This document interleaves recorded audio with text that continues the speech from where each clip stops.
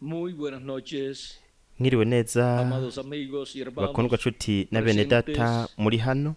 Es para mí un privilegio muy Kuri jewe grande n'ihigwe estar con ridasanzwe ustedes kubana en esta namwe ocasión muri kano kanya para compartir unos kugira ngo momentos dusangire de compañerismo umwanya w'ikiyago tuyage de la palabra de Dios ku ijambo y su ry'Imana programa hamwe no ku mugambi wayo. y ver en esta ocasión Turabe muri kano el kanya misterio de la ibanga media hora de ry'inusu y'isaha silencio y'agacerere en el cielo, mw'ijuru. contenido Ibanga riri aquí en Apocalipsis ibanga riri ngaha mu capítulo vyeshuro 8, Yohana mu gice c'8 verso umurongo 1, wa mbere donde dice: ahavuga ngo Cuando abrió el séptimo kandi sello, amenye kigira ndwi kimotene ico gitabo haba agacerere mw'ijuru como por media hora. nk'igihimba c'isaha. Que Dios bendiga nuestras Ese Imana almas con su yohezagira ubugingo palabra, bwacu ikabuhezagiza ijambo ryayo kandi ikatwemerera gutahura ibanga riri en este séptimo sello. muri iki kimatanije Pueden tomar c'indwi. asiento si Murashobora tienen gufata la ivyicaro vyanyu.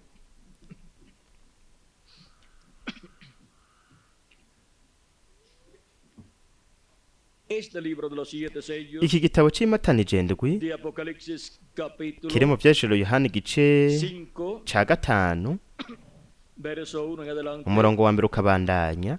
es el libro de la Ni redención. igitabo c'ubucunguzi.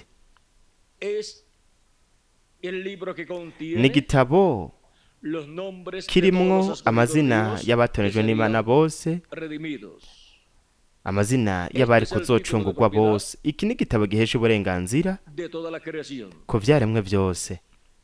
Este título de propiedad Kino gitabo gihesha uburenganzira en la tierra, cahoze kw'isi, en las manos de kiri mu minwe ya Adamu, pero cuando Adán ariko igihe Adamu yagwa encontramos que regresó turabona ko a casubiye Dios, ku Mana es su dueño original, ariyo nyeneco, y kandi por miles de años ha estado ibihumbi n'ibihumbi en la vy'imyaka diestra de Dios. ico gitabo cahoze kiri iburyo Pero bw'Imana hay mu un kuboko kw'iburyo tiempo en que ese kw'Imana, libro ariko hari igihe tiene que ubwo ser kino gitabo tomado gitegerezwa y abierto gufatwa kikazingururwa por Cristo, na Kristo para así Cristo kugira ngo bityo hacer Kristo su reclamo yisubize de todo ivyiwe lo que él ha vyose, redimido yisubize ibintu con su byose sangre preciosa yacunguje amaraso yiwe y'igiciro en su obra mu gikorwa de ciwe redención. c'ubucunguzi.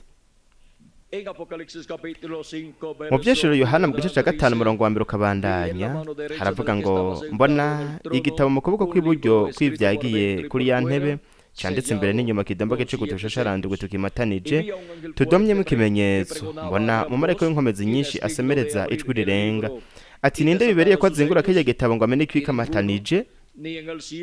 Ntihagira uwo mw'ijuru canke uwo kw'isi canke uw'ikuzimu ashobora kuzingura ico gitabo canke kukiraba. Nanje ndizwa cane nuko hatabonetse ubereye kuzingurura ico gitabo canke kugisoma canke kukiraba. Umwe muri ba bakuru arambarira ati: ntacurira, intambwe yo mu muryango wa Yuda, umunago wo kigeze ca Dawidi yaranesheje ngo azingurure igitabo. Umunago wo kigeze ca Dawidi yaranesheje ngo azingurure igitabo amene ibikimatanije indwi. Mbona hagati ya ya ntebe na vya binyabugingo bine no hagati ya ba bakuru umwagazi w'intama ahagaze asa n'uwishwe afise amahembe ndwi n'amaso ndwi. Nivyo mpemu ndwi z'Imana zatumwe kwama zija mw'isi yose. Araza agikura mu kuboko kw'iburyo kw'ivyagiye kuri ya ntebe. Rero murabe ngaha muri iki canditswe ingene kino gitabo kiri mu kuboko kw'iburyo kw'ivyagiye kuri irya ntebe, no kuvuga ngo mu kuboko kw'Imana yicaye kuri irya ntebe hariya mw'ijuru. Kandi haragera igihe ubwo kino gitabo gitegerezwa gufatwa kikazingururwa mw'ijuru kugira ngo habe ukwisubiza ibintu byose Kristo yacunguje amaraso yiwe igiciro. Kino gitabo uva mu ntambo kuja mu yindi cari kuba kiriko kirashitswa, kandi hari kuba hariko haraba igikorwa c'ubucunguzi ku batonejwe n'Imana bose uva mu gihe uja mu kindi. Kandi mu bihe by'ishengero bitandukanye impapuro z'iki gitabo zari kuba ziriko zirashitswa. Rero hageze igihe ubwo kino gitabo gitegerezwa kuzingururwa, umumarayika w'inkomezi arasemerera n'ijwi rirenga ati, ninde bibereye ko azingurura kirya gitabo ngo abe bikimatanije? Ntihagire uwo mw'ijuru canke uwo kw'isi canke uw'ikuzimu ashobora kuzingura ico gitabo canke kukiraba. Nanje bizwa cane nuko hatabonetse ubereye kuzingura ico gitabo canke kugisoma canke kukiraba. Yohana yarizwa cane n'iki? Nuko hatari habonetse umuntu ashobora kuzingura ico gitabo, kandi iyo ico gitabo kitazingururwa, ivyaremwe vyose vyari guca bisubira kumera nk'uko vyahoze imbere y'uko biremwa, no kuvuga ngo vyari gusubira mu busa, vyari gusubira kumera nk'uko vyahoze imbere y'uko Imana ibirema. Hari hageze igihe, ni nko muri sentare, iyo hageze igihe cyo kugira ngo umuntu yisubize ivyiwe, nuko umuntu agiye kwisubiza itongo riri mu matati, nuko nawe akavuga yuko ari igiwe. Iyo hageze igihe c'urwo rubanza, nuko ntiharenguke umuntu n'umwe kugira ngo yisubize iryo tongo. Bigenda gute? Abantu bafise canke umuntu afise iryo tongo mu buryo butubahirije amategeko, agumana iryo tongo. Nk'iyo hageze umugambi, integuro, umugambi wo gusaba kw'iryo tongo, iryo tongo risubizwa mwene ryo w'ukuri, hamaze gukorwa ibintu byose, hanyuma hagakorwa byose kugira ngo uwo muntu aburana iryo tongo arenguke. Uwaburana iryo tongo nk'igiwe baba bamuhaye itariki, bamubwiye igihe urwo rubanza bazorucirako. Atitavye sentare rero, ataje ubundi wakaza, birashoboka ko urwo rubanza rwo kwisubiza itongo, urwo rubanza baruheba, nuko uwo wundi muntu agaca agumana iryo tongo. Mwamuze ikintu kimwe none, Sekibi yatse Adamu itongo, iragi ry'Imana, uno mubumbe w'isi hamwe n'ibintu byose biriko. Kandi nico gituma umubumbe w'isi hamwe n'ibintu byose biwuriko vyamye biri mu maboko ya Sekibi mu buryo butubahirije amategeko. Na cane cane kubera iki? Kubwo ububeshi bwabaye mw'itongo rya Edeni. Yamwatse mu maboko yiwe, Adamu yamwatse iragi ry'umubumbe w'isi, ariko igitabo gihesha uburenganzira caciye gisubizwa mu kuboko kw'iburyo kw'Imana. Kandi naco bitwaye igihe cose Sekibi yomarana no mubumbe w'isi ariwe awuganje imyaka 600, no mubumbe w'isi hamwe n'ibintu byose biwuriko uzosubizwa kwa nyenewo hamwe no kwa ba nyenewo, uzosubira ku bahungu n'abakobwa b'Imana. Abo nabo Yesu Kristo niwe aduhagarariye, niwe mwene wacu mukuru. Kandi mwitegereze, amazina yacu ari ngaho muri ico gitabo gihesha uburenganzira nk'abaragwa b'irage ryose ry'Imana n'abaraganwa n'umukundwa wacu umwami Yesu Kristo. Kandi mwibuke ko mu vyanditswe, iyo habaye ukwisubiza iragi itongo, iryo tongo ni ryabo, amazina yabo yanditseko hehe muri ico gitabo nyene, kandi bakaba bagaragara ngaho muri ico gitabo nk'abaragwa b'iryo ragi iryo bahawe. Rero muraba impamvu mw'isezerano rya kera Imana yashiriyeho ubwoko bw'Aburayo umwaka wa yubile. Buri muntu wese yatakaza itongo ryiwe iragi ryiwe por alguna causa, kubw'impamvu por runaka alguna deuda, kubw'ideni o porque runaka la vendía. canke kubera ko yaba yarigurishije ivyanditswe biravuga yuko itongo ritashobora kudandazwa burundu.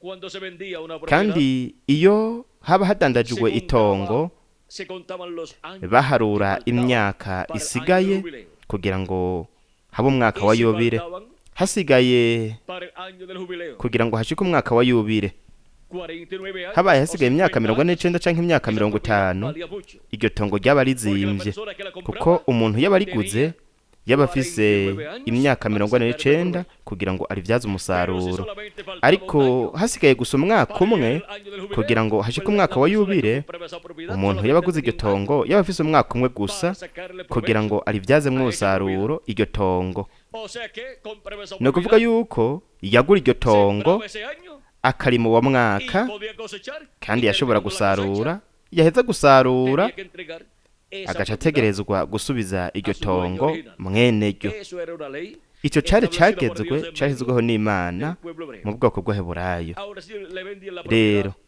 agurije itongo cuando solamente mu gihe faltaban unos haba 6 hasigaye meses o 3 nk'amezi meses atandatu gusa canke amezi que se atatu, podría sembrar mbega ahí. niki umuntu yorima ngaho, niko umuntu yari kurima ngaho kugira ngo arivyazemwo umusaruro, bityo Obtener aheza el aronke beneficio por aquello inyungu. que se invirtió. Ubwo yaba Tendría que yariguze sembrar yaca ategerezwa rero kurima nk'udupiripiri, udupiripiri nk'utwo, utuntu tumera tugasarurwa n'ingoga, utuntu nk'utwo, porque si no la inversión kuko bitagenze uko se perdía. amahera yiwe yaba yampfa gusa ahombye. Rero murabe, umuntu ntiyagomba kuriha n'igiceri na kimwe. Hashitse umwaka wa yubile ntiyagomba kuriha n'igiceri na kimwe. Kubera iki? kugira ngo asubizwe iryo tongo. Vyongeye kandi uko niko vyari bimeze no ku bana b'imiryango, abavyeyi bo mu miryango baba babafashe kubw'ideni runaka canke bo nyene bakabagurisha. Tubona yuko umwaka wa yubile baridegemvya, ndetse n'abashumba, abaja nabo nyene baridegemvya mu mwaka wa yubile.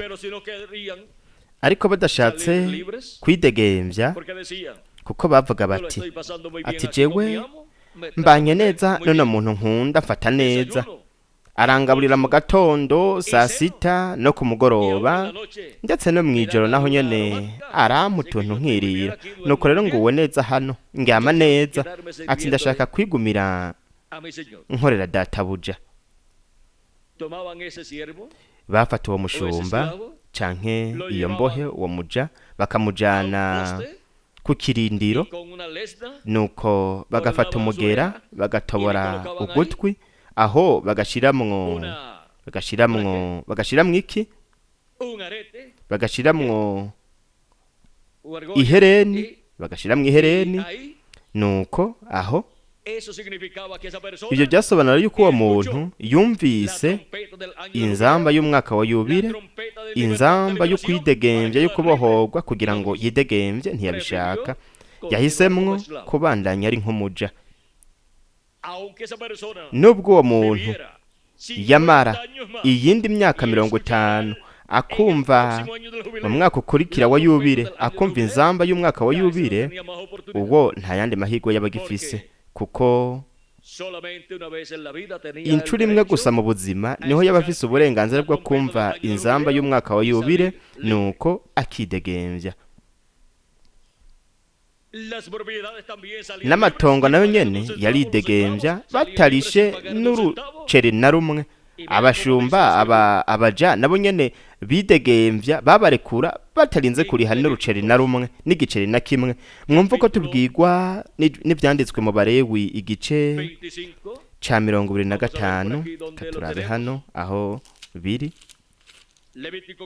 Abarewi igice ca 25 umurongo w'umunani ukabandanya aravuga ngo iyo myaka yabaye nk'isabato muharoro y'amasabato mu rumye ndwi mu yurumye ndwi ibeta ngabo ndwi ico gihe muzosanga harimo amasabato ndwi y'imyaka niyo myaka 49 maze ku munsi ugira 10 w'ukwezi kwindwi muze muvugisha inzamba y'ijwi rirenga ku munsi w'impangano azaba ariho muvugisha inzamba mu gihugu canyu cose muze murobanure uwo mwaka ugira 50 mutangaze mu gihugu cose ko habaye umwidegemvyo w'abantu bose bo muri ico uwo mwaka uzobabera wa yubile umuntu wese muri mwebwe aheza agaruke mu itongo ryiwe no kuvuga ngo mwiragigiwe kandi umuntu wese agaruke mubi wabo no kuvuga yuko abo baba badandajwe canke bafashwe kubw'ideni runaka baca basubizwa mu miryango yabo bidegemvya kandi abavyeyi babo ntibagomba kuriha n'ikintu na kimwe kubera ko uwo mwana agarutse uko niko vyari bimeze no kubaja abashumba barafata abo bantu nk'abaja kugira ngo babavyaze umusaruro nuko bagaruze nk'incuro zitatu canke incuro 100 amahera baba baguranye nuko bakaba batashoboye kuyasubiza canke kuyishura rero mwitegereze n'umuntu nawe nyene mu gihe y'abafise uwo mu muryango w'iwabo yashobora kwishura ideni kugira ngo iryo ragi iryo tongo rigarugwe nuko uwo muryango uwo munyamuryango abaye afise amahera yashobora kuvuga ati ngaya amahera y'itongo rya mwene wacu ngaya amahera ndarishaka yashobora kugira iki kuricungura ariko atanumwe agaragaye ku mwaka wa yubile icyo tongo ryaca risubizwa kwa nyeneryo rero mwumva ingene habandanye havuga hano uwo mwaka ugira 50 uze wame ubabera uwa yubile ntimuze mu burimemwo canke ngo mwimburire mu bigega ivyimejeje muri wo canke ngo mwimbure inzabibu zo ku mizabibu itatuturiye kuko ari umwaka wa yubile uze wame ubabera uwejejwe muzotungwa n'ivyimeza vyo muri wo vyimejeje mu ndimiro muri uwo mwaka wa yubile umuntu wese muri mwebwe azagaruke mu itongo ryiwe no kuvuga ngo buri muntu wese azosubizwe mu irage ryiwe nico gituma ubwoko bw'Abaheburayo Imana yari yarabujije ubwoko bw'Abaheburayo kugurisha umuheno iragi Imana yari yahaye ubwoko bw'Abaheburayo no kuvuga ko iragi ryava kuri se akariha umwana akariha umwuzukuru agera umwuzukuruza n'abandi bityo Imana yari yavuze ngo ntimuzorigurishe burundu kuko itongo ni igiwanje kandi Imana yari yarihaye nk'iragi abana bayo rero mwumve ngene ivyo byose byashushanirijwe mu bwoko bw'Abaheburayo kuko ivyo ni ishusho n'ingero y'Ivy'Imana izoba iriko irakora mu iragi y'abahungu n'abakobwa b'Imana bose Imana mwitegereze yarahaye uno mumbe w'isi ikiremwa muntu hamwe n'ibintu byose biriko uko niko yabikoze hariya mu itongo rya Edeni ariko Adamu yatakaje uburenganzira bwo kugira inosi kubwo kugwa hamwe na Eva hariya mwitongo rya Edeni kandi kugira ngo ikiremwa muntu congere gisubirane uno mumbe w'isi ku bahungu n'abakobwa b'Imana kugira ngo basubirane uno mumbe w'isi nk'iragi nk'uko Kristo yavuze ati abatekereza bazoragwa iki bazoragwa isi canke bazohabwa isi nk'iragi nico gituma rero hakenewe yuko hashika umwaka wa yubile wisubiyemwo kugira ngo basubizwe iragi ikiremwa muntu catakaje hariya mu kugwa rero mwitegereze namwe kugira ngo tubitahure neza ivyo byose Imana mu minsi mikuru yahaye ubwoko bw'Abaheburayo yashushanyirijemo igikorwa izokora nk'akarorero turafise umunsi mukuru wa pasika aho batanga umwagazi w'intama wa pasika buca pasika iba aribyo byashikirijwe muri inde mu mukundwa wacu umwami Yesu Kristo.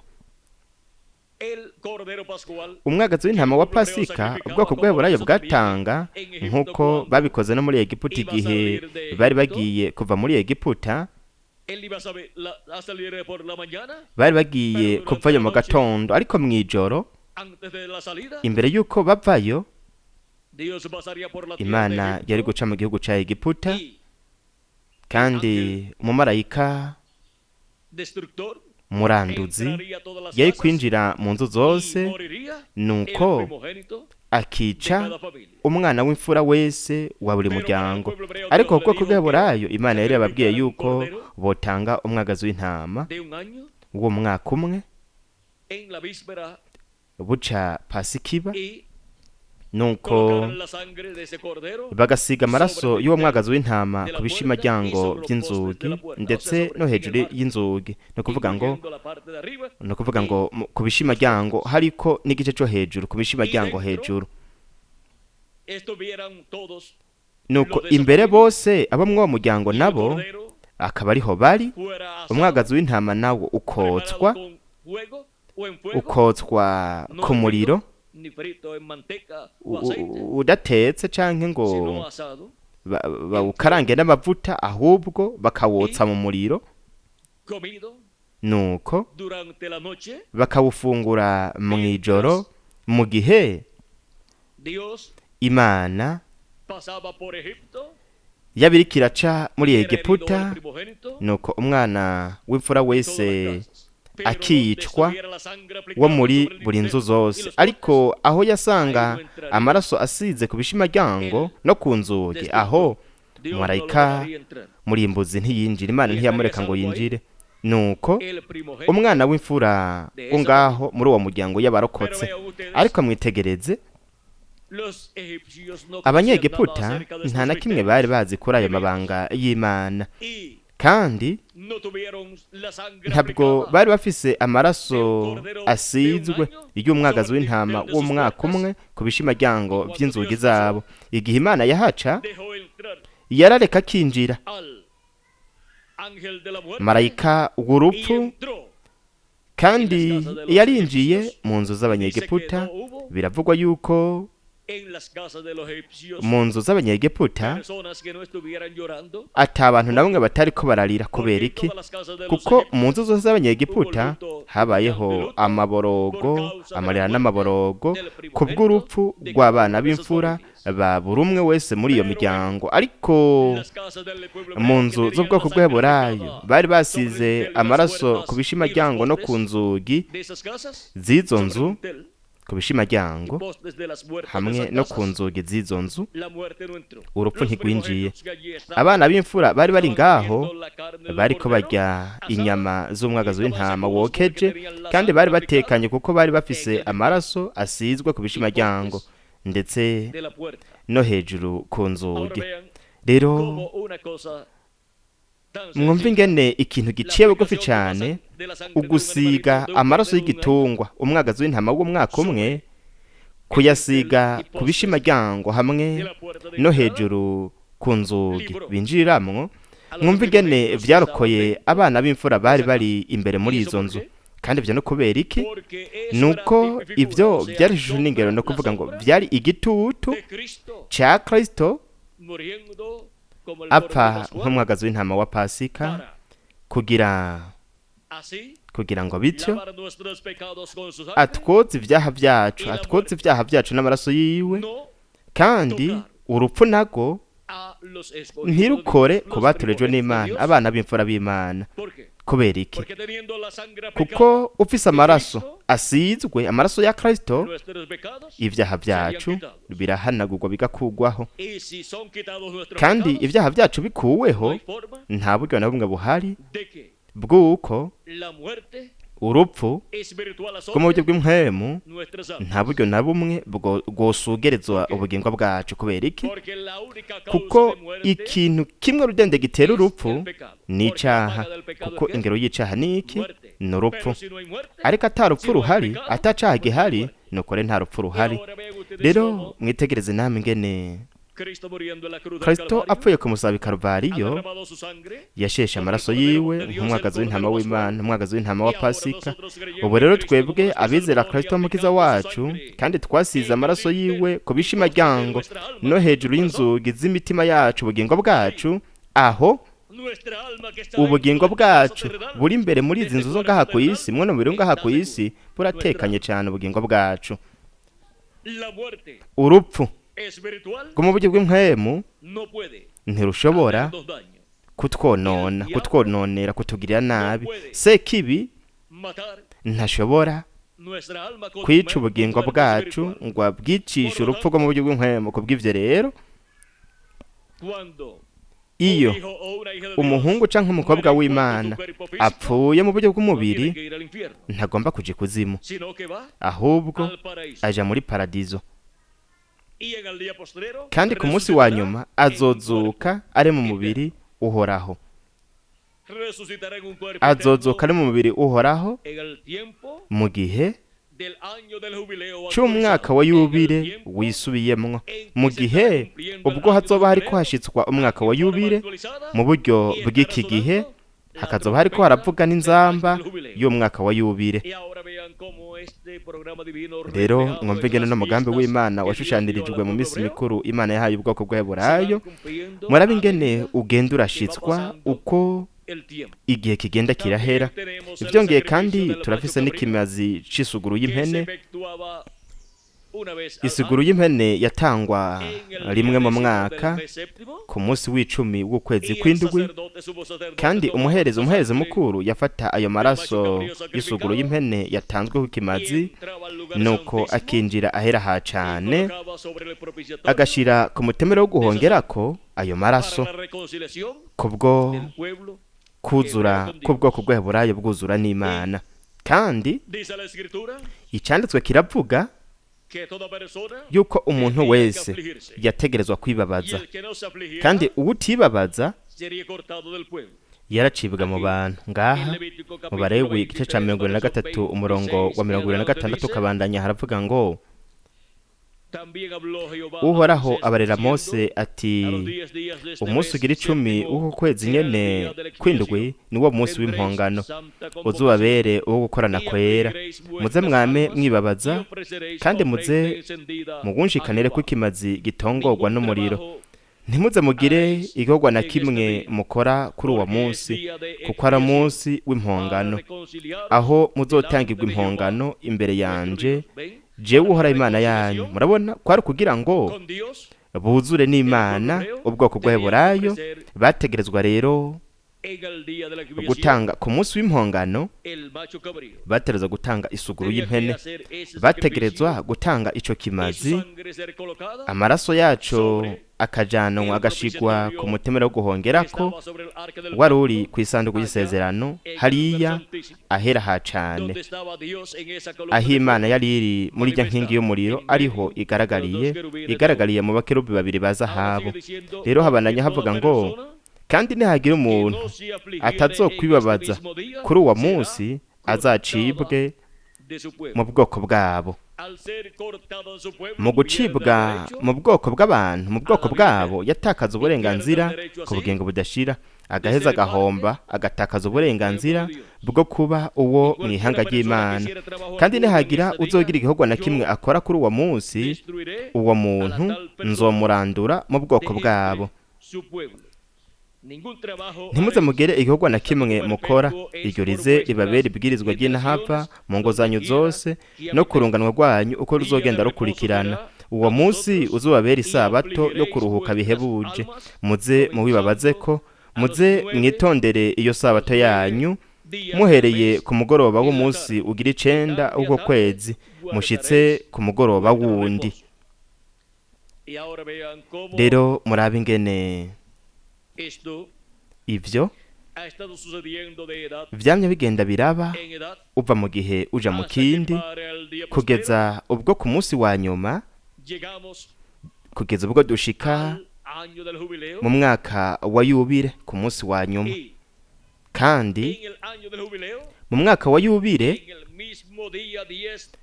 kuna munsi nyene w'icumi w'impongano mu kwezi kw'indwi niho havuzwa inzamba y'umwaka wa yubile nuko hagatangazwa umwidegemvyo mu gihugu cose kugira ngo dushike ku mwaka wa 50 habanza guhera imyaka 49 kandi muri iyo myaka 49 turabona yuko buri myaka indwi umwaka w'indwi wari umwaka w'isabato wari umwaka w'ikiruhuko kw'isi yose ku gihugu cose mu gahe kagufi k'imyaka 49 harimwo imyaka indwi y'ikiruhuko kw'isi yose imyaka indwi y'isabato hanyuma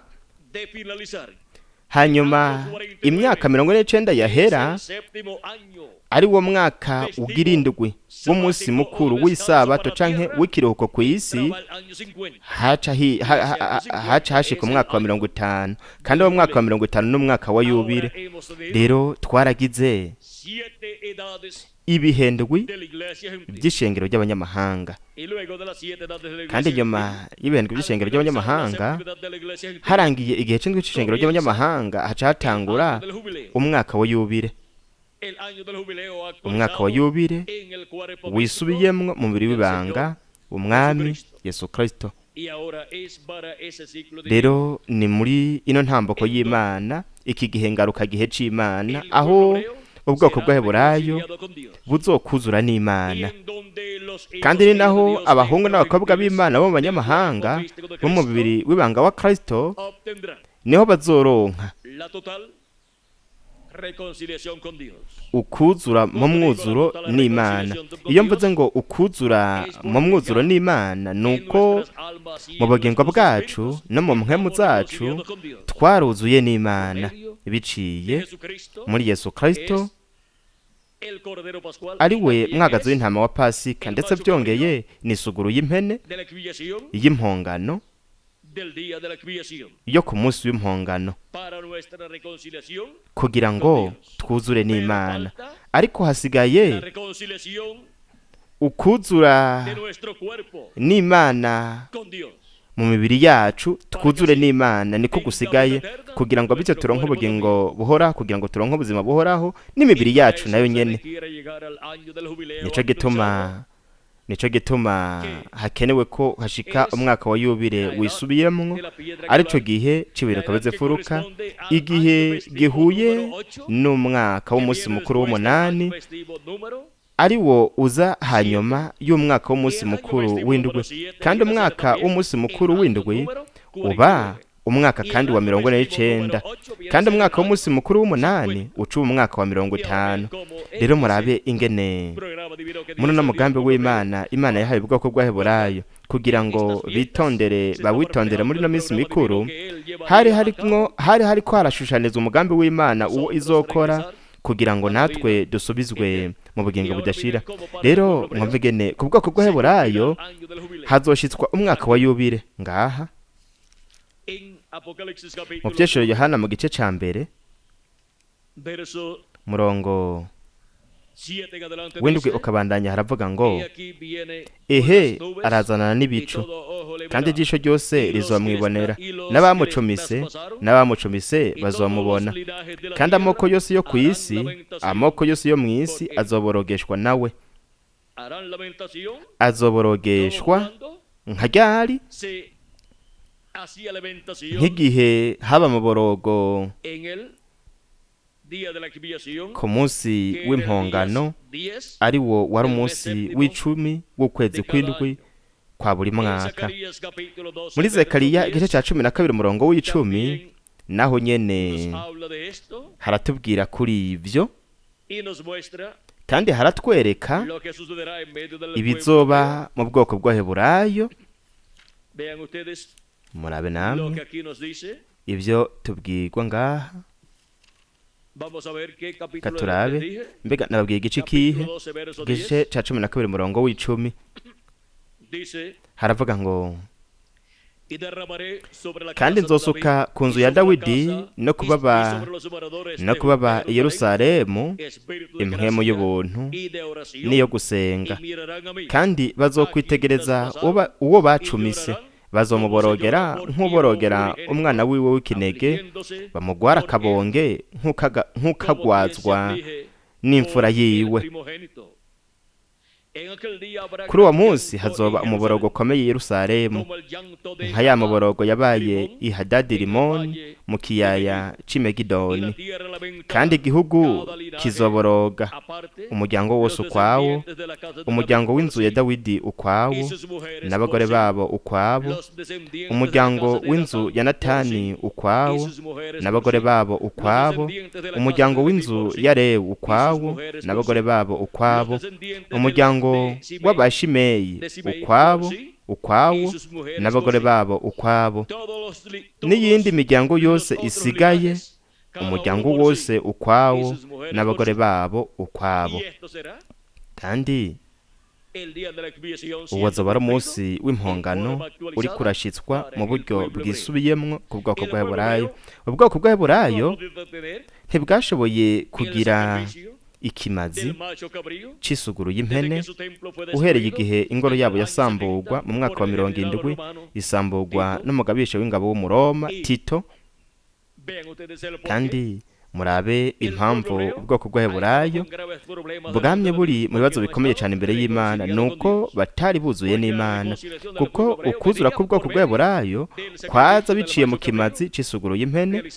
Ikimazi cyatangwa ku munsi w'icumi w'ukwezi kw'indwi, nuko amaraso y'ico kimazi akajanwa ahera ha cane, agashirwa ku mutemero wo guhongerako wari uri kw'isanduku y'isezerano. Ariko kubera ko badafise ingoro, batanafise kandi n'ivyo bintu byose byaba bikenewe kugira ngo hatangwe iki kimazi, nuko amaraso y'impongano ashigwe ku mutemero wo guhongerako, turana yuko ubwoko bw'Abaheburayo bwamye buri mu bibazo bikomeye cyane mbere yo kugaragara kw'Imana. Ibyaha byabo byamye bibonywa n'Imana. Kubera iki? Kuko batagize amaraso, batarose amaraso y'isuguru y'impene canke ay'umwagazi w'intama wa Pasika, ntabwo barose amaraso y'abiryo bimazi batanga kugira ngo bitwikire ibyaha imbere yo kugaragara kw'Imana. Kandi turafise umwagazi w'intama w'Imana ndetse n'isuguru y'impene, hari wari Kristo uwapfuye ku musaraba Kalvariyo, araheza atanga ngaho impongano ubwoko bw'Abaheburayo. Kubera ko batakiriye Kristo w'umukiza wabo, amaraso ya Kristo ntabwo yabogeje ibyaha byabo. Kubw'ivyo rero ibihano by'Imana byamye biri ku bwoko bw'Abaheburayo, kuko ingero y'icaha n'urupfu itirere yahatswe guherengeteza ubwoko bw'Abaheburayo. Urupfu mwitegereze rwamye rugaragara mu bwoko bw'Abaheburayo, bamye batotezwa, bamye bafatwa nabi batotezwa, bamye banicwa amamiliyoni n'amamiliyoni. Ariko Imana irafise isezerano ku bwoko bw'Abaheburayo, kandi nuko mu gihe ca nyuma bazogarugwa, bazokuzura n'Imana. Kandi nico gituma hakenewe ko bimwe byaba ku munsi w'impongano, harakenewe ko bigaragara mu bwoko bw'Abaheburayo. Kandi impongano yaratanzwe. Isuguru y'impene y'impongano yarapfuye mu myaka 2000 heza hariya ku musaraba Kalvariyo. Rero mwitegereze, Kristo yamye ari mw'ijuru ku ntebe y'ubwami iri mu ngoro iri mw'ijuru hariya ku mutemero wo guhongerako, ariko aratuvuganira ryingingira umuntu wese izina ryiwe ryanditswe mu gitabo c'ubugingo c'umwagazi w'intama. Yamye avuganira Isirayeli yo mw'ijuru. Kandi ku munsi wa nyuma naho turana yuko Kristo vyongeye azokora ku bw'ineza y'ubwoko bw'Abaheburayo. Kandi ubwoko bw'Abaheburayo bushushanywa n'ibihumbi 144 by'Abaheburayo bazokwakira Kristo.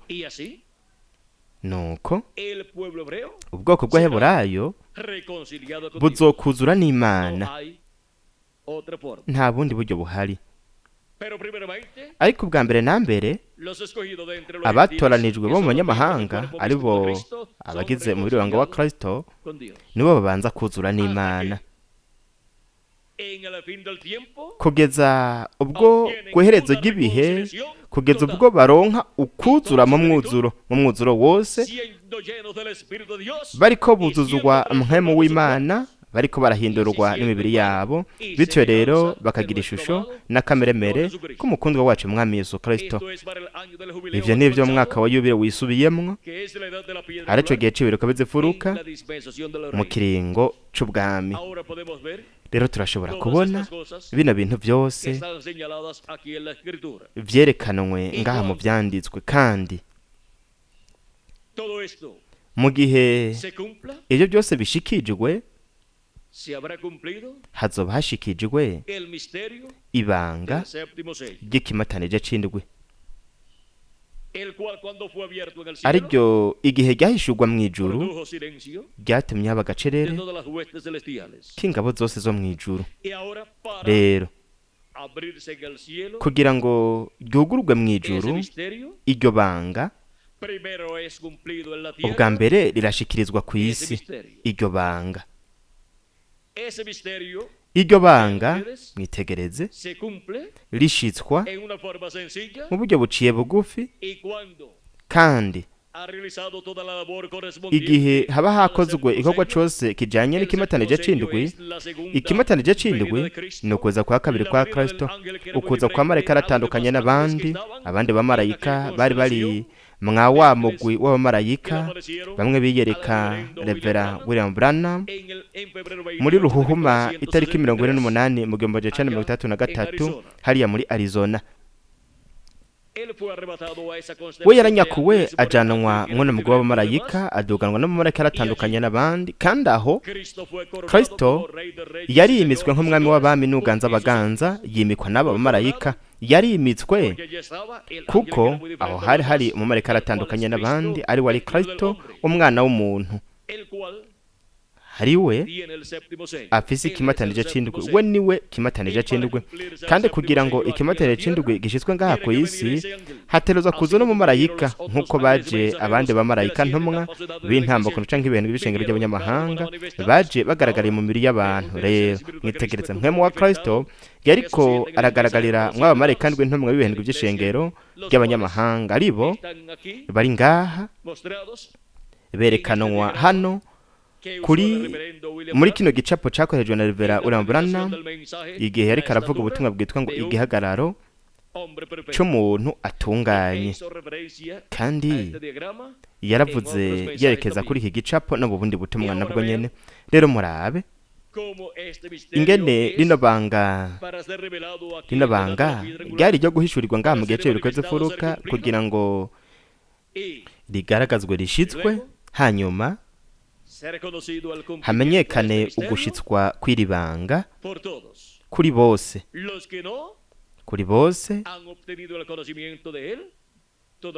abatazoba bararonka ubumenyi bwaryo. Rero ubwa mbere na mbere iri banga rihishurirwa batonejwe n'Imana ishengero ry'Umwami Yesu Kristo mu gihe c'ibiruka bizifuruka hamwe n'ikiringo c'ubwami. Nta wundi muntu azoshobora gutahurira ibanga kiretse abazoba bari ngaho bariko bumva ijwi rya Kristo biciye muri marayika wiwe ntumwa, uwo Yesu Kristo azoba agaragariyemwo nk'intare y'umuryango wa Yuda, nk'umwami w'abami hamwe n'uganza abaganza mu gihe co kwisubiza ivyiwe. Azoba ari nk'umwana w'umuntu n'umwana wa Dawidi. Aho niho Yesu Kristo azoba ari marayika w'inkomezi, marayika amanuka apfuye mw'ijuru afise agatabo kazinguruye mu kuboko kwiwe. Aho niho azoba ari ku munsi wa nyuma, ariko aratuganiriza atubwira ibintu byose biterezwa kubaho vuba, kandi bityo akaduhishurira ibanga rikomeye cyane kurusha ayandi mabanga yose, ariryo banga ry'ikimatanije c'indwi, ibanga ry'ukuza kwa kabiri kwa Kristo nk'intare yo mu muryango wa Yuda, nk'umwami w'abami hamwe n'uganza abaganza mu gikorwa ciwe co kwisubiza ivyiwe. Aje kuri bande? Kw'ishengero ryiwe. We yaraje kw'ishengero ryiwe uva mu gihuja mu kindi, mu ntumwa ya buri gihe ariho agaragariye, ariko mu mugabane uhwanye n'ico gihe. Kandi nk'uko yaje muri buri gihe, mwitegereze namwe, yaje aduga, kandi aza no mu gihe cy'uburiko z'imfuruka aho aza ari nkenera umuryango wa Yuda nk'umwami w'abami n'uganza abaganza. Aho niho we aheza akora ukubisikanya, aho niho ahinduka akareka kuba umwagazi w'intama akaba intare. Aho niho habera uko guhurirana, uko kubisikana k'umwagazi w'intama n'intare, nuko hakaba no kubisikanya kw'ikiringo c'ubuntu kibisikanya n'ikiringo c'ubwami, nuko hakaba kandi no gusobekerana kw'intumwa imwe isobekerana n'iyindi ntumwa. Kandi aho niho ubwoko bw'Imana, aho niho ihanga ry'Imana riva mu kiringo kimwe rikaja mu kindi kiringo, mu kiringo c'ubuntu rikaja mu kiringo c'ubwami. Kandi nico gituma ishengero ry'umwami Yesu Kristo, baba twebwe tubayeho ndetse n'abagiye muri kahise, abavuye mu mubiri, bazoba bari mu nganje y'ubwiza y'imyaka 1000 ya Kristo, kuko bimukira mu kiringo c'ubwami. Inganje y'ubwiza y'imyaka 1000 ya Kristo izoba iri mu kiringo c'ubwami, arico kiringo c'indwi, hamwe n'intumwa y'ikiringo c'indwi ari wari marayika w'umwami Yesu Kristo. Uwo niwe muvugishwa w'ikiringo c'ubwami, umuvugishwa mukuru, kandi nawe muvugishwa wa nyuma Imana izogira. Uherebwe ukabandanya ntizogira abandi bavugishwa, kuko hamwe n'uwo wa nyuma niwe azodusubiza twese mu rugo rwa Data wo mw'ijuru, kandi tuzosubirayo dufise umubiri uhoraho, dufise ubugingo buhoraho, dufise ishusho na kameremere by'umukundwa wacu umwami Yesu Kristo. Uko niko rero tuzoronka umubiri uhawe ubwiza nk'umukundwa wacu umwami Yesu Kristo. Rero mwitegereze namwe, murabona ko rino banga ry'ikimatarije c'indwi ryatumye haba agace riri mw'ijuru kangana hafi igice c'isaha. Iyo havuzwe ngo ni nk'igice c'isaha, ivyo bisobanura yuko atari inusu y'isaha by'ukuri. Harashobora kuba haboramwe iminota mikeyi canke harenga ku minota mike. Ni nk'iyo muri Amerika Latine na Karayibe, ni nk'iyo havuzwe hati ni vyiza, ubajije nk'umuntu agiye kuja mu kindi gisagara, ati mbega n'iminota ingana gute kuva ngaha kugera mu gisagara runaka? Uwo muntu ashobora kukubwira ati ni nk'inusu y'isaha, ati nk'inusu y'isaha uza kuba washitse hariya. Mbega ibyo bisobanura iki? Ibyo bisobanura yuko aza kuba ari nk'inusu y'isaha n'imiburiburi, kandi uwo muntu rero ategerezwa kumenya yuko ataza gukwiza isaha, nubwo yoshobora guhakwa gushikana isaha, ariko ntaza gushikana isaha. Umuntu arashobora kuja mu gisagara runaka, nuko yashika mu gisagara akaraba ku isaha akavuga ati natevye 3/4 by'isaha. Murabona aho ni nk'imiburiburi inusu y'isaha, no kuvuga ngo hashobora kuburamwe iminota mikeyi canke akarenga ko mikeyi, ariko ntabwo isaha ikwira. Ibintu byose biri munsi y'isaha byose ni nk'inusu y'isaha, kandi iyo havuzwe ngo nk'inusu y'isaha, we ntuburi kuravuga neza neza ko aza kuba ari iminota 30 irumye neza neza, ahubwo ni ibura canke irenga. Rero iyo nusu y'isaha yo mw'ijuru, mbega azoba ari iminota ingahe? Azoba ari iminota yo mw'ijuru, kuko umunsi umwe imbere y'umwami Imana kubiremwa abantu ni nk'imyaka 1000. None ni iminota ingahe kubiremwa abantu? Azoba ari iminota ingahe? Turindire kugira ngo umugambi w'Imana wose wuzure, hanyuma tuzoraba turabe neza igihe, tubone iyo minota iminota yahaciye imbere y'Imana nuko tuzoyishira mu myaka yacu hanyuma duheze tumenye imyaka yacu ino nusu y'isaha y'agacerere yamaze kuri twebwe. Rero mwibuke ko muri ino nusu y'isaha y'agacerere hehe mw'ijuru haba ku isi haba ibintu bikomeye cyane byo mu mugambi w'Imana. Integuza yo kuza kwa kabiri kwa Kristo avuga butumwa bw'imatanije ndwi, butumwa bw'imatanije ndwi bwavuzwe mu mwaka w'1963 yaravuze ku rupapuro rwa 80 Yohana ni kuvuga ngo vya bindi wa mukuru yamubwira. Yohana yari kwararira, Yohana yari kararira. Mbega niki cyari kigiye kuba? Wa mukuru yaramubwiye ati Yohana ntiwongere kurira kuko ngiye ntariraje, we niwe yanesheje. Ariko igihe Yohana yaraba yabonye umwagazi w'intama uvirirana amaraso wari waratanzwe kukimazi. Buri kintu cyose cyapfuye kiba cuzuye amaraso, nk'igihe ikintu baba bagiciye izosi mu gihe ari inyoni canke ikindi kintu. Nuko rero ico kintu kiba cuzuye amaraso. Uwo mwagazi w'intama rero yaciye aza, umwagazi w'intama yatanzwe kubera iki yararengutse, kwari kugira ngo yisubize ivyo yacunguye byose. Amen. Mwene data, mbega uho nta cifuzo ufise cyo kuja ahantu mu mfuruka ukarira akanya gato? Umwagazi w'intama yaciye aza akivirirana. Yohana yari ngaho ndetse n'abahungu bose ba Yakobo, ariko nta numwe yashobora gukora ico gikorwa. Nuko rero umwagazi w'intama yaciye aza, kandi iminsi y'ubuvugizi yari yaheze, iminsi yo kutwingingira. Nuko niho rero uno mumarayika azogaragara. Urindire kugeza ubwo tuzoshika mu bimatanijwe ubwabyo, azovuga ati nta gihe kizobaho kundi. Nuko rero hazocatangura inusu y'isaha y'agacerere, kandi mwihweze neza, mwiyumvire neza ibintu bizoba muri ino nusu y'isaha y'ikimatanije c'indwi Imana niyabishaka.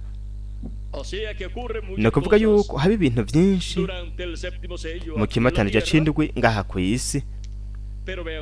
Ariko mwitegereze, habaye agacerere mw'ijuru kangana hafi igice cy'isaha, kandi twebwe turiko tuba ngaha ku isi mu gihe gikomeye cyane kandi c'ubwiza kurusha ibindi bihe byose. Mu gihe ubwo ikimatanije c'indwi gitegerezwa gushitswa, ariko ari ukuza kwa kabiri kwa Kristo. Ukuza kwa Kristo, kuza kwa marayika w'isezerano, kuza kwa marayika uhoraho agaragariye mu mubiri w'umuntu kuri uno munsi wa nyuma mu gihugu aciwe cyo kwisubiza ivyiwe. Ariko murabona yuko hari ukubisikanya k'umwagazi w'intama n'intare, kandi hariho ukubisikanya kuba ku bwa Kristo, kugira ngo Kristo yisubize ibintu vyiwe byose, azane abapfuye bizera Kristo, abazure bari mu mubiri uhoraho, natwe bakiri bazima aduhe umubiri uhoraho kandi uhawe ubwiza uwo yadusezeraniye, bityo twese tugira ishusho na kameremere vya Yesu Kristo. Rero mwitegereze, ibanga ry'ikimatanije c'indwi ryatumye haba agacerere mw'ijuru kangana hafi igice cy'isaha. N'ibanga ryo kuza kwa kabiri kwa Kristo, kandi ivyo ni vyo mwaka wa yubile wisubiyemwo. kuri buri muhungu n'umukobwa w'Imana, abana b'imfura bose b'Imana, kugira ngo bose basubizwe mu iragi ryabo ndetse no mu muryango wabo. Tuzosubira mu muryango wacu wo mw'ijuru, kandi tuzosubirayo dufise iragi Imana yaduhaye, ariko Sekibi akaba yari yararifashe, ariko iryo ragi rizosubizwa abahungu bose n'abakobwa b'Imana, kandi turabaragwa b'Imana hamwe n'abaraganwa na Kristo Yesu. Nico gituma Kristo yisubiza ivyiwe kubw'ineza ya twebwe twese. Rero murabe ingene mu mwaka wa yubile wisubiyemwo, ari wo uhuye n'igihe cy'uburekwezi mfuruka hamwe n'ikiringo c'ubwami, uno mugambi wose w'umwaka wa yubile utegerezwa gushitswa, kandi bategerezwa gusohoka bidegemvya. Abatojwe n'Imana bose, abahungu bose n'abakobwa b'Imana, basohoke bidegemvya bafise ubugingo buhoraho n'umubiri uhoraho hamwe n'iragi ry'Imana. Twese dutegerezwa kuragwa mu mwuzuro muri iki gihe ca nyuma, kuri uno musi wa nyuma, mu kimpumbi c'indwi, ari wo musi w'umwami canke umusi w'uhoraho canke ikimpumbi c'indwi, aho Kristo azokwima ingoma yiwe, nuko tukaganzanya na Kristo imyaka 1000, hanyuma tukaganzanya n'ibihe bidashira. Rero ibintu byose bijanye n'ikimatanije c'indwi byose bitegerezwa gushitswa. Hanyuma Kristo afata igitabo akizingurure, yisubiza ivyiwe, abapfuye bizera Kristo bazuke, natwe bakiri bazima tuzohindurwa. Abatorejwe bose bo ku munsi wa nyuma bazoba bari mu gihe cy'urukoze furuka hamwe n'ikiringo c'ubwami, bategerezwa guhamagarwa bakegeranwa biciye mu guhishurirwa kw'Imana, uguhishurirwa kw'ibanga ry'ikimatanije c'indwi, no kuvuga ngo ibanga ry'ukuza kwa kabiri kwa Kristo nk'intare yo mu muryango wa Yuda, nk'umwami w'abami hamwe n'uganza abaganza mu gikorwa ciwe co kwisubiza ivyiwe. Kandi igihe uwanyuma batoranijwe yanditse mu gitabo c'umwagazi w'intama, igihe azoba yinjiye mu kumva ijwi ry'Imana, nuko akitaba umuhamagaro wa Kristo, agashigwa mu banga wa Kristo mu gihe cy'urukoze furuka. Igihe uwanyuma azoba yinjiye, hazoca haza umuzuko w'abapfuye hamwe no guhindurwa kwa twebwe bakiri bazima. Kristo azohaguruka ave ku ntebe yo kutuvuganira, kandi aho Kristo azoca azana bose abo yacunguye, bose abasubizwe abagarukane bari mu mibiri ihoraho. None niki ntego zakoza kwa kabiri kwa Kristo yavuze ko ari ukuza kwa Kristo, ukuza kugendera ku farasi y'igitare yo mu vyeshuri Yohana 19. Avuga kugendera ku farasi y'igitare yaravuze, ariko arasenga ngaha yaravuze ngo turasaba ko mwe muyera yo kwizera we nyene bwiwe ugendera ku farasi y'igitare vy'ukuri, mu gihe mpwemu wiwe, mpwemu wa Kristo, mu gihe ahanganye na Antikristo, nawe ahamagare abiwe. Ugendera ku farasi y'igitare mu vyahise 19 ni mpwemu yera, no kuvuga Yesu Kristo muri mpwemu yera. Kandi mpwemu yera aterezwa kuza ku munsi wa nyuma mu gihe cy'urukoze furuka hamwe n'ikiringo c'ubwami. None aterezwa kuza gute? Mwitegereze namwe mu gitabo cy'imatanijwe urupapuro rw'134 haravuga ngo kandi mwitegereze namwe igihe uyu mpwemu yera dufise ubwo azogera ubwo yambara umubiri, uyu yari hagati muri twebwe mu buryo bwa mpwemu yera, niyo yambara umubiri muri Yesu Kristo, nuko natwe tuzomwimika nk'umwami w'abami n'uganza abaganza. Murabe, mpwemu yera, Yesu Kristo muri mpwemu yera ateruza kuza yambaye umubiri. Kandi ibyo bizogenda gute? ivyo bizogenda gute? Ku rupapuro rw'amajana 256 mu gitabo c'imatanijwe, mu gitabo c'imatanijwe mu gisipanyolo, integuza kuza kwa kabiri kwa Kristo yaravuze ngo ariko igihe umwami wacu azoseruka ku isi azoza agendera ku farasi yera derere nk'urubura, kandi azoba ari Emmanuel mu mwuzuro, ijambo ry'Imana ryambaye umubiri mu muntu. Azoba ari iki ugendera ku farasi y'igitare mu bya 19? Azoba ari ukuza kwa jambo, ukuza kw'ijambo, kuza kwa mpwemu yera yambaye umubiri mu muntu. Kandi ico gituma hategerezwa kuza igihe gishasha hamwe n'ikiringo gishasha, kandi ico gihe gishasha ni igihe c'ibiriko bizifuruka, ikiringo gishasha naco ni ikiringo c'ubwami, kandi hategerezwa kuza n'intumwa nshasha, kandi iyo ntumwa nshasha ni marayika umwami Yesu Kristo. Uwo ni wa muvugishwa ntumwa w'ikiringo c'ubwami, ari nawe Kristo aje arimwo muri mpwemu yera mwigaragaje ku munsi wa nyuma, mu gushitswa kw'ikimatanije c'indwi, mu gushitswa kw'ibanga ryatumye haba agacere mw'ijuru kangana hafi igice c'isaha.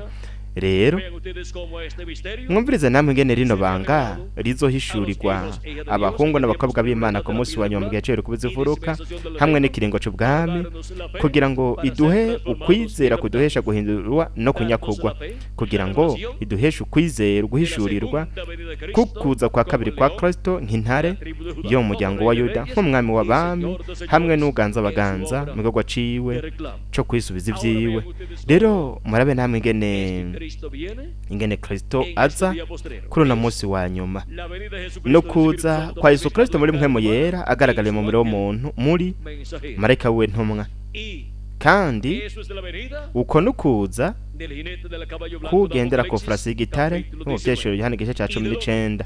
Mbega none ni hategerezwa kuza aturutse ni burengerazuba, niho igikorwa ca Kristo co ku munsi wa nyuma, niho casezeranijwe ko kizokwigaragariza nk'umuravyo urabiriza iburasirazuba ukirekanira hehe? Iburengerazuba.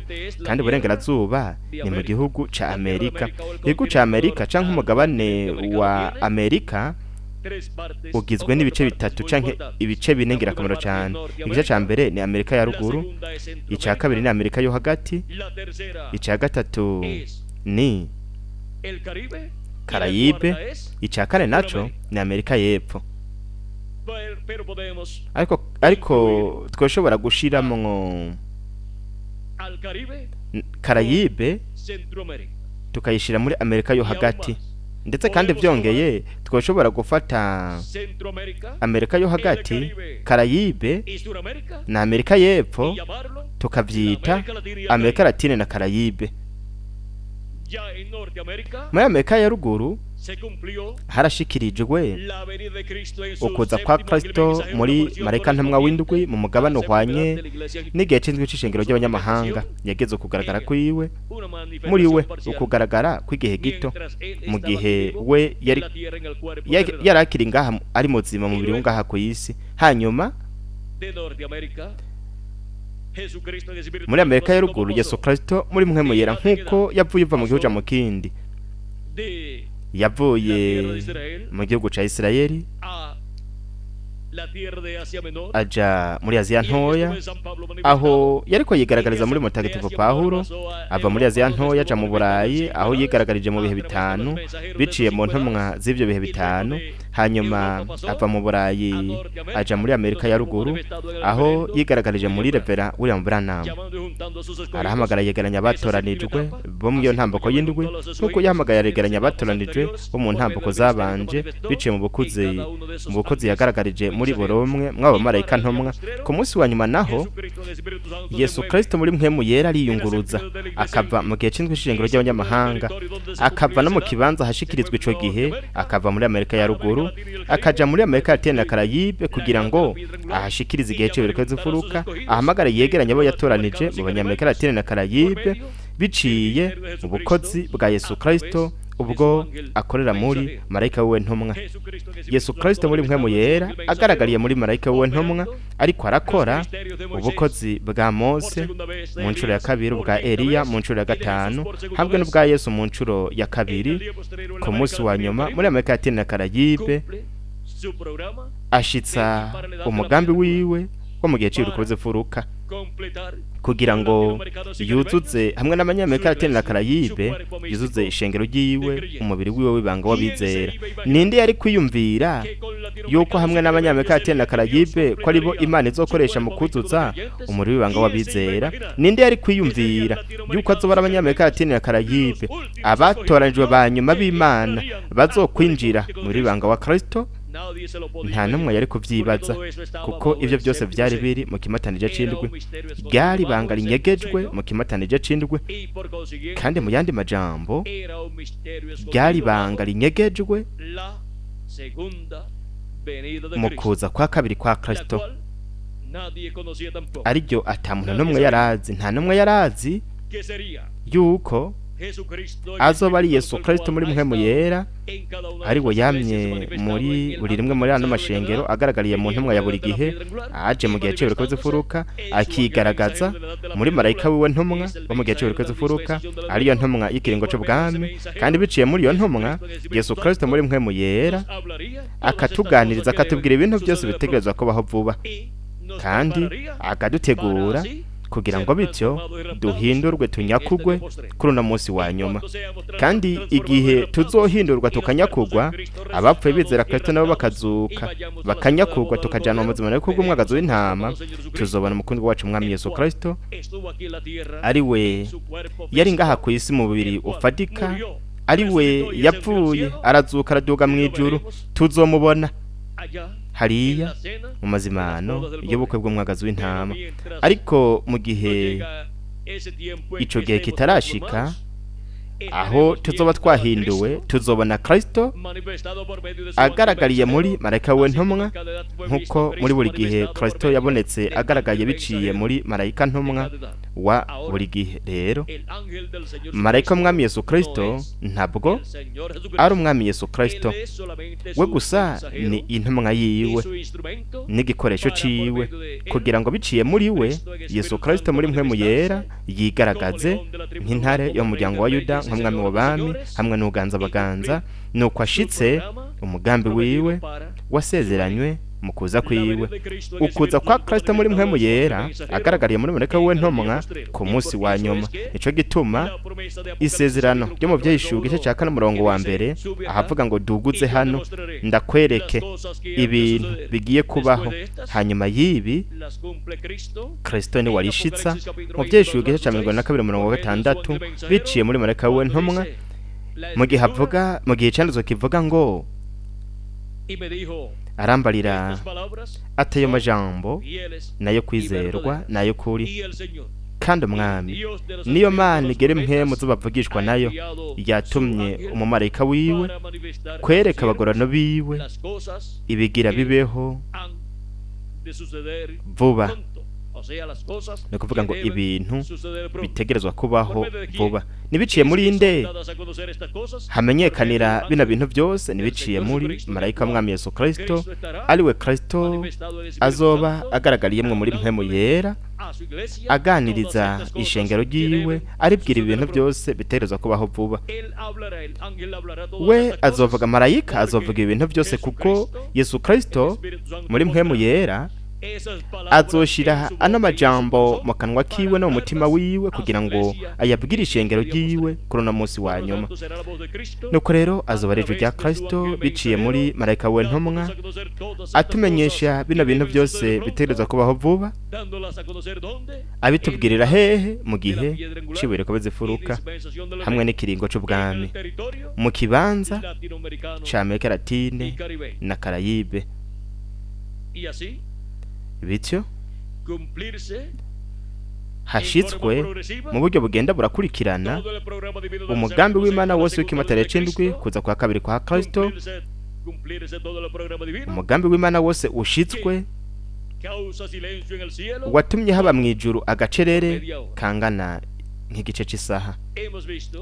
Turumvise rino banga ry'inusu y'isaha y'agacerere mw'ijuru mu Vyahishuriwe Yohana igice 8:1. Rero kugira ngo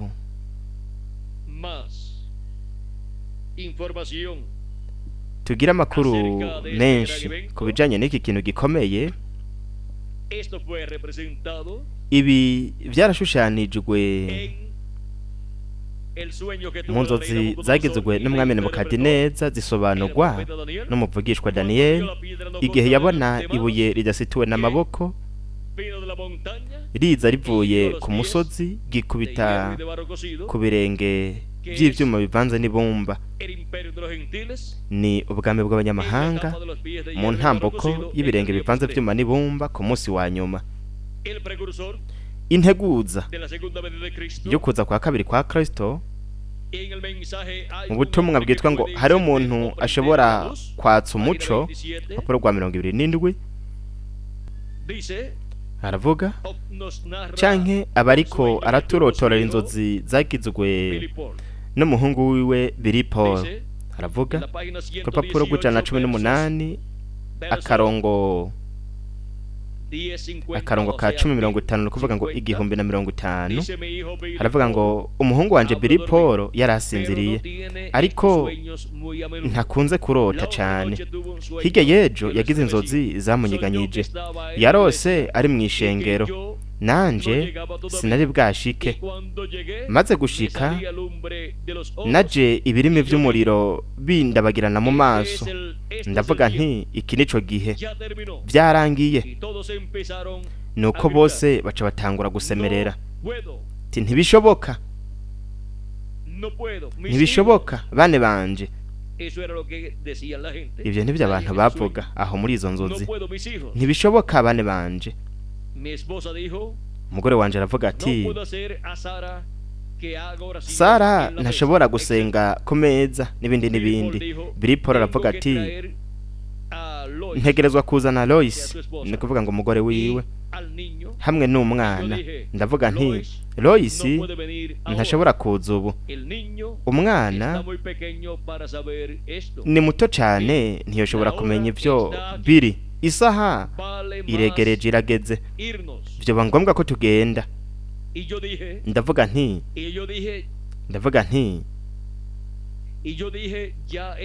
nti bwamaze kwira, tugeze hagati mu gicugu. Imbere yuko buca Yesu azoba ari ngaha. Atarokomeze naho ndubushingira intahe Kristo w'ikinyoma. Undi muntu aravuga ati aho ni mu nzozi, ivyo yari karabona mu nzozi Paul. Ugundi aravuga ati nta muntu n'umwe azi umunota canke isaha. Jewe sinigeze mvuga umunota canke isaha, navuze ko azoba ari hagati yo ku mugoroba no mu rukerera mu gaturuturu. Ndamubwira nti tugende Biri. Ndavuga nti iki nico gihe tugende. Nuko twurira mu modoka tuca turagenda twerekeza ku musozi. Tumaze kugenda wamengo umuco wo mu gatondo wari wamaze kuza, kandi amajuru yari yijimye ku isi. Yambwiye ko yavuze ko naciye nja ku ruhande rw'inzira candaduza amaboko yanje nk'uku, kandi nubwo umuco wari ukiva mu maso, nubwo indimi z'umuriro zari zikimva mu maso, ndavuga ati mwami, nakoze ibi kubw'itegeko ryawe, nakoze ibi kubera ko wambwiye ko nobikora gutya. Ati nakoze bino bintu nk'uko wewe wabimbwiye, kandi narakoze ikimenyetso ku musozi munini cyane w'ingano. Nuko umuco ata amaboko usitura rino buye ku musozi ryapima amatoni n'amatoni riraza. Ndavuga nti hindukiza imitwe yanyu ntimurabe. Ati byose birarangira mu minota mikeyi. Nuko agacerere kadasanzwe kejejwe kari mu micungaro yose igihe iryo buye ryaza ritwerekeza. Murabona aho hari agacerere. aho hari agacerere kangana hafi igice cy'isaha, aho hari ukuza kw'ibuye ridasituwe n'amaboko, aho hari umusozi, ari wo musozi w'Imana, ryo shengero ry'umwami Yesu Kristo. Ni umusozi w'Imana, ishengero ry'umwami Yesu Kristo. Mbega ni he iryo buye risitugwa? Ni ngaha hejuru mu gihe c'ibiri komeze furuka, aho niho hasitugwa ibuye rikomeze furuka, ibuye abubatsi bagaye, ibuye rikomeze furuka ariryo ari Kristo ku munsi wa nyuma mu kuza kwiwe kwa kabiri. Ibuye rizokwikubita ku birenge bivanze vyuma n'ibumba mu ntambuko ya kane canke intambuko ya kabiri y'intambuko ya kane y'ubwami bw'abanyamahanga, aho Antikristo azoba agaragariye kandi azoba aganje ubwo bwami bw'abanyamahanga. Rero murabe ingene rino buye ridasituwe n'amaboko ariryo ari ukuza kwa kabiri kwa Kristo ryarerekanwe muri izi nzozi Imana yahaye umwana wa Mwendata Branham. Kandi murabe ingene hava imbeya z'umuriro mu maso ya Mwendata Branham muri izi nzozi. Kubera iki? Kuko muri we hariko hashushanirizwa ukuza kwa kabiri kwa Kristo. Muri we hariko hashushanirizwa, mwibuke ko ari igishushanyo, suko byariko birashitswa, ahubwo byariko birashushanywa, hashushanywa ukuza kwa Kristo muri izi nzozi, nkuko byashushanirijwe mu buzima bw'abavugishwa n'Imana bo mu isezerano rya kera no mu isezerano risha, ukuza k'umwami. Mu bavugishwa mu isezerano rya kera hari ishushanirije ukuza kwa mbere kwa Kristo ndetse no kuza kwa kabiri kwa Kristo. Mu bavugishwa mu isezerano risha harishushaniriza ukuza kwa kabiri kwa Kristo. Rero murabe mu byahishura igice ca mbere umurongo wa 12 ukabandanya, haravuga ngo mpindukira kuraba ijwi rivuganye nanje, mpindukiye mbona ibitereko kw'amatara ndwi vy'izahabu, kandi hagati y'ivyo bitereko kw'amatara mbona mbona ubusa n'umwana w'umuntu yambaye imyambaro ishika ku birenge, yambaye mu gikiriza umukanda w'izahabu, kandi umutwe wiwe n'umushatsi vyari vyera nk'ubwoya bw'intama y'umwero canke nka sheregi, n'inyonga ziwe zasa n'imbeya z'umuriro. Ngaya amaso y'umwana w'umuntu ari nk'imbeya z'umuriro. Kandi niki kindi havuga? Amaso yiwe, inyonga ziwe zasa n'imbeya z'umuriro, ibirenge vyiwe vyasa n'umuringa w'umwaka kutukujwe n'umuriro, n'ijwi ryiwe ryari rimeze nk'iry'amazi menshi asuma, kandi mu kuboko kwiwe kw'iburyo yari afise inyenyeri indwi, mu kanwa kiwe havamwo inkota ikarishe, mu nyonga hiwe hari hameze nk'izuba iyo ryatse umutari. Rero murabe ukuza k'umwana w'umuntu ngaha kwerekanwa, ariko acibatse mu maso hameze nk'izuba igihe riba ririko riraca ibibatsi. Rero murabe, iyo izuba ryatse rigaca ibibatsi rigakayangana, mwitegereze haba ari ku murango, umunsi mushasha uba watanguye. Maraki igice ca 4 umurongo wa 2 aravuga ngo, ariko mweho abubaha izina ryanje, izuba ry'ubugororotsi rizobarasira rifise ugukiza mu mababa yaryo. Ni kuvuga ngo agakiza canke agakiza. Kandi ku musozi wo guhindurirwako Yesu Kristo yarihindutse ukundi imbere y'abigishwa biwe muri Mateka igice ca 17 ndetse no muri Luka igice 9, kandi vyongeye no muri Mariko igice c'9. Kandi turabona ko mu maso h'umwami hakayanganye nk'izuba. Muri Luka ho mu gice c'9 umurongo wa 29 havuga ngo mu maso hiwe hasa ukundi, mu maso hiwe hasa ukundi.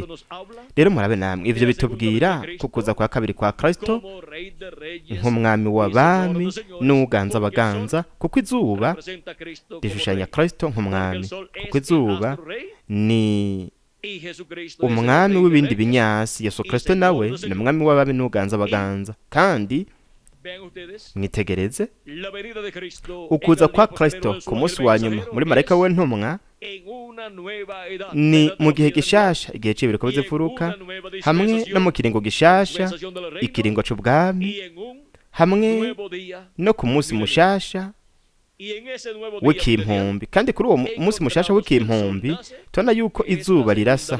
Iryo naryo no kuza kwa kabiri kwa Kristo kugira agire iki? Kugira ngo akayangane kandi atwuzuza ubumenyi bw'ibintu byose bitegerezwa kubaho vuba, kandi amurikira ubugingo bwacu bityo hamwe no gutahura kwacu, kugira ngo dushobore gutahura ibintu byose bitegerezwa kuba muri iki gihe cya nyuma, umugambi w'Imana. Rero Kristo aje ku munsi wa nyuma, no kuvuga ngo mu kimpumbi c'indwi, mu ntango z'ikimpumbi c'indwi. Ikimpumbi c'indwi ni umunsi wa nyuma imbere y'umwami. Ikimpumbi c'indwi ni umunsi w'umwami canke umunsi w'uhoraho. Kuba ikimpumbi c'indwi ari umunsi w'umwami, umunsi w'uhoraho canke umunsi wa nyuma, mu kuza kwa Yesu Kristo muri marayika w'intumwa, izuba ry'ubugororotsi rica ritangura kurasa buke buke, hatangura kuboneka umuco, hagatangura guca, umutwenzi ugatangura gutambika, nuko umuco ugatangura kwaka, wakira ubugingo, umurikira ubugingo hamwe no gutahura kw'abahungu n'abakobwa b'Imana. Nuko ugatangura kugenda waguka, ukagenda waguka ukura, umuco w'izuba ry'ubugororotsi ugenda urongerekana buke buke uko iminota igenda irahera imbere yo kugaragara kw'Imana. Kandi buke buke izuba rigenda ryongereza umuco waryo, rikagenda ryaka cane, rikagenda ritumurikira cane, rikagenda ritumenyesha bino bintu byose bitegerezwa kubaho vuba. Kandi hamwe n'umuco w'izuba ry'ubugororotsi, umunsi mushasha w'ikiringo, umunsi mushasha w'ikiringo, ikiringo c'ubwami, hamwe n'umunsi mushasha, umunsi mushasha w'ikimpumbi, ikimpumbi c'indwi. Mwitegereze namwe ibintu byose ubwa mbere tutatahura, tuzogera turabibona neza biciye mu muco wa Yesu Kristo. Izuba ry'ubugororotsi ririko riratumurikira mu kugaragara kwiwe biciye muri marayika wiwe ntumwa. Igihe Kristo yarangaha ku isi yaravuze ngo, ni jewe muco w'isi, kandi uwunkurikira ntazogendera mu mwijima, ariko azogira umuco w'ubugingo. Ivyo biruko kuko izuba rishushanya Kristo mu kuza kwiwe kwa mbere hamwe no mu kuza kwiwe kwa kabiri, kugira ngo amurikire abahungu bose n'abakobwa b'Imana. Kandi abantu bari bicaye mu mwijima babonye umuco mwinshi. Bivugwa muri Matayo igice ca 4, ndetse no muri Yesaya igice c'9. Igihugu ca Zabuloni na Nefutali hakurya ya Yorodani, bivugwa ko babonye umuco mwinshi. Bande? Abari bicaye mu mwijima n'igitutu c'urupfu, umuco wabakiye.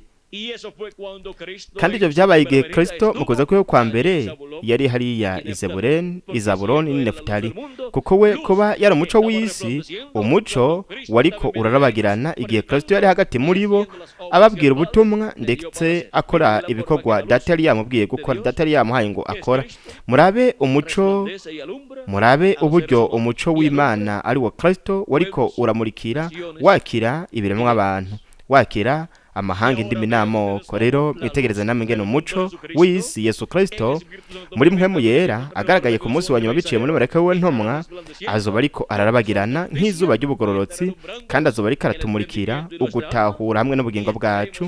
Kandi tuzoba turiko turatahura bino bintu byose byasezeranywe kuri uno munsi wa nyuma. Ko niko rero tuzoba turiko turategurwa kugira ngo duhindurwe tunyakugwe kuri uno munsi wa nyuma, muri iki gihe ca nyuma.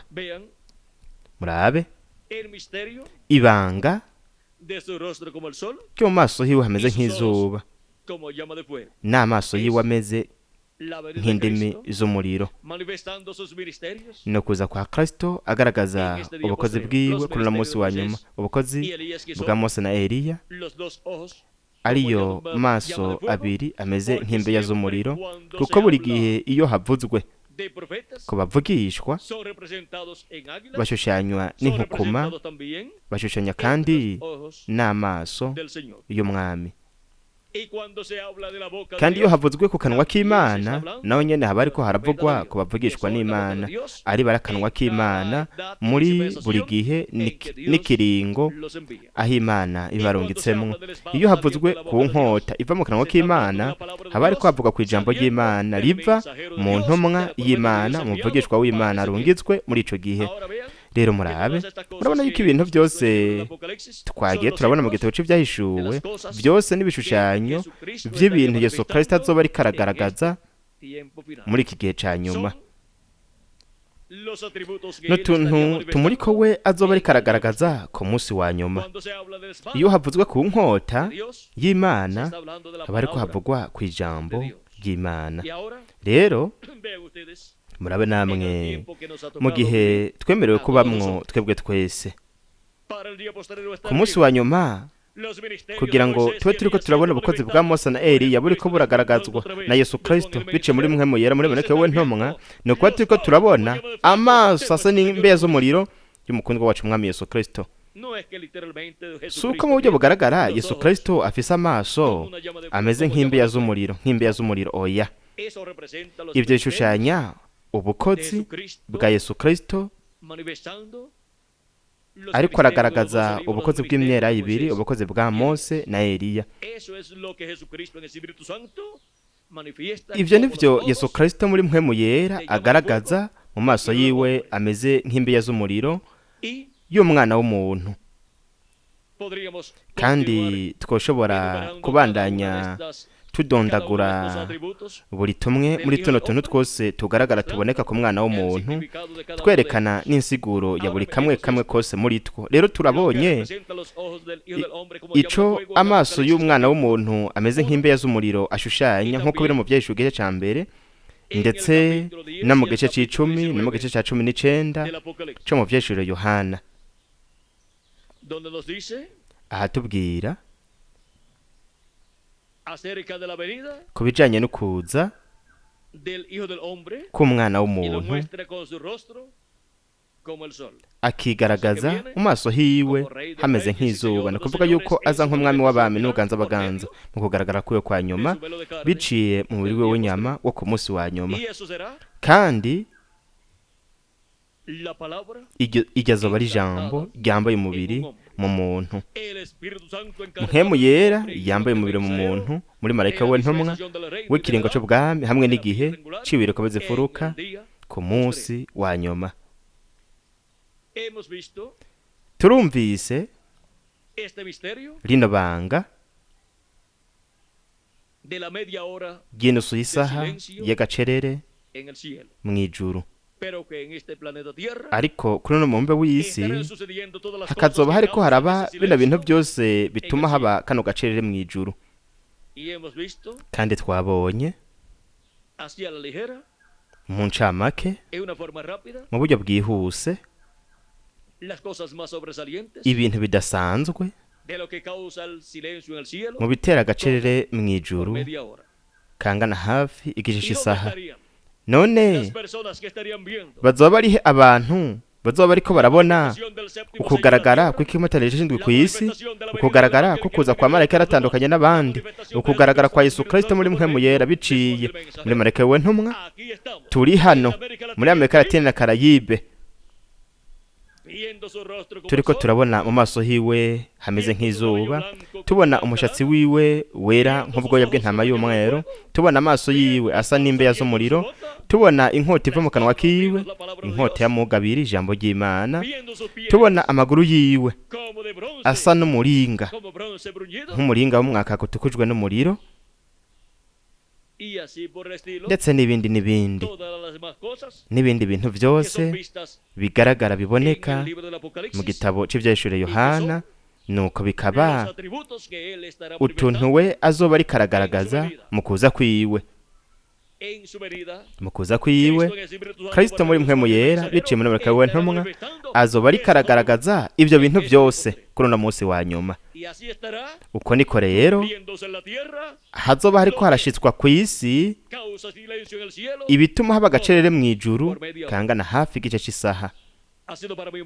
Kuri jewe ryareba ko ridasanzwe kubana namwe muri iri joro ndabashingira intahe y'ibanga ry'inusu y'isaha y'agacerere mw'ijuru. Ese imigisha ya Yesu Kristo bareka bisezerano yoba kuri umwe wese muri mwebwe no kuri jewe nanje, kandi vuba twese duhindurwe tunyakurwe kuri uno munsi wa nyuma. Murakoze cyane kuba mwateze amatwi mubikunze, kandi mwese mugire ijoro ryiza. Ndongera nsigane hamwe natwe ubundi busha Revera Carlos Olivas kugira abandanya nasozere mu buryo bo bamaze kubitegura.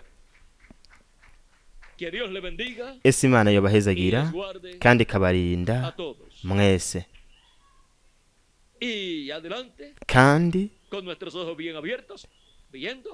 tubandanye amaso yacu akangutse turaba tuno tuntu twose turi ku mwana w'umuntu agaragaye kuri uno munsi wa nyuma. Imana ibahezagire barinde mwese.